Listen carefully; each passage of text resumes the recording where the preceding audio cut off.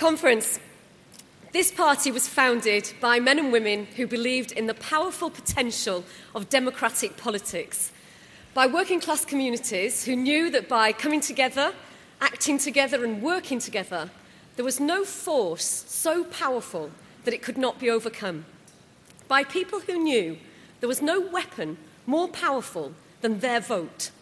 So they organised. They built up a party from their streets and their workplaces, and they took on the mighty Liberal and Conservative parties and the people who owned the land, the mills, the mines, the factories, and even their homes. And by fighting for their beliefs, they civilised the 20th century. But not one of those giants whose shoulders we stand on could have dreamed to be where this party stands today. 10 years of government under our belt, the prospect of a fourth term within our reach. And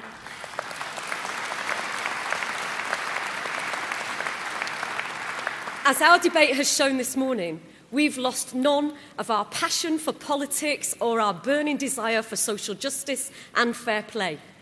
So we will build the houses that people want, so there are affordable homes for the many and not just the few, as Yvette will set out later in the week. We will give more powers to local councils and enable councillors to be true champions of their neighbourhoods, as John Healey is going to be pursuing that agenda. I think councillors are the real heroes of our democracy, motivated by public service, in tune with communities, creating strong, safe places where people want to live and work and bring up their families. None of the things we value the most would ever have been delivered by market forces. Not the public parks, or the clean water, or the city squares, or the public works of art, or the public transport, or the art galleries, or the museums. All of those great public services, buildings and spaces are expressions of the democratic will made real by local councils. Our Labour councillors are the embodiment of all that's best about Labour. They deserve our thanks. When Jane Roberts and her Councillors' Commission report later this autumn, I hope that we can debate new ways to get a whole range of people to stand for the Council. Young and keen, as well as experienced and wise, because we need both.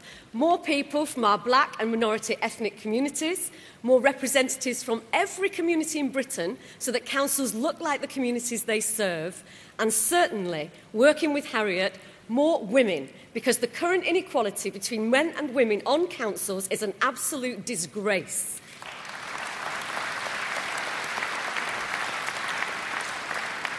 "100 years after women won the vote, only 3 out of 10 councillors are women, and that has to change.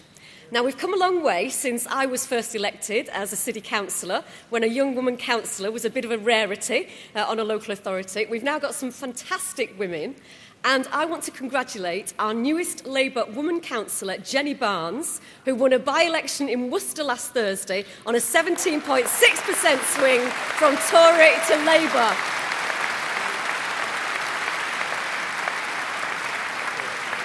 And today, Worcester is no longer a Tory council, and it's good to see Worcester woman still votes Labour.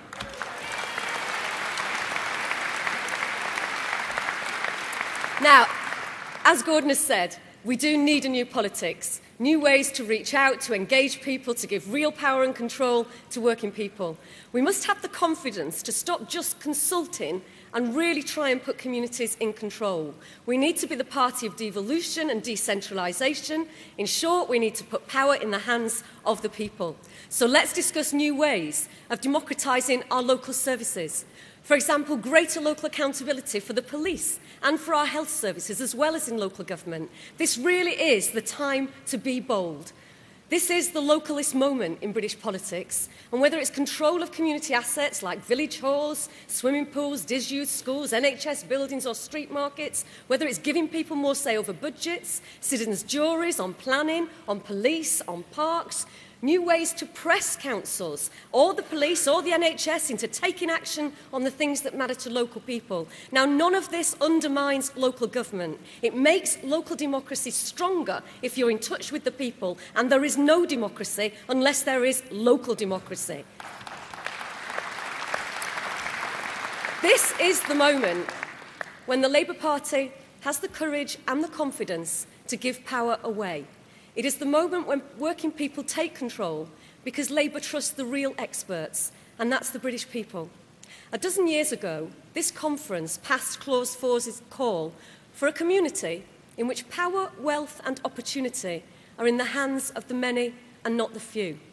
And they called it the Clause 4 moment. But conference now is our real Clause 4 moment when we actually make it happen. Now, I've said that Labour is going to build the homes so that there are affordable houses for the many, not just the few. But there's something more. We need to make sure that everyone who can work has a job too. An affordable home and rewarding work, and that's Labour's pledge. I want every child to grow up in a household with adults in work. I want every child to open the curtains in the morning and see a community on its way to work. And I want every child to know that when their time comes, there will be a job for them with a decent wage and real opportunities.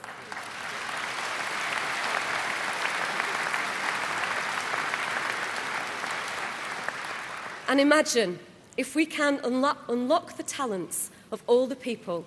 Imagine if not one life chance was squandered, and just imagine how brilliant Britain would be. Now, I started off by saying that this party was founded by campaigners. And if we lose our passion for campaigning, then we're finished. So let's not forget that there are elections, not just yet, but next May, in London, in Wales, and right across England. So I think we've really got to work hard to make sure that we elect Labour councillors right across Wales, that we win for Labour in places like Hyndburn, Slough, Thurrock, Coventry, Lincoln, Bolton and Derby, where some of our key battleground seats are going to be, and also to win in London. Because the last thing a modern, diverse, international class capital like London needs is a fogyish, bigoted and upper-class twit for its mayor.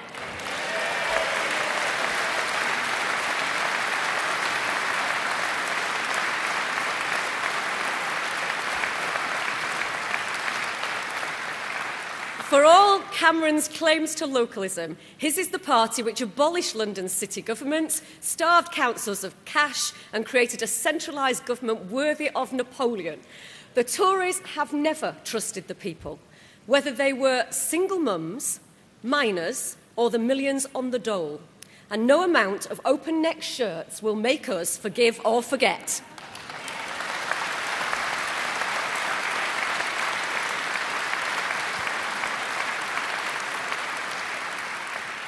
Now, I've got a brilliant team working with me. I've got Yvette, I've got John, I've got Pamjit Danda, Ian Wright, and the wonderful Kay Andrews, who's not with us today. And I'll tell you this, we're going to campaign with every single one of you.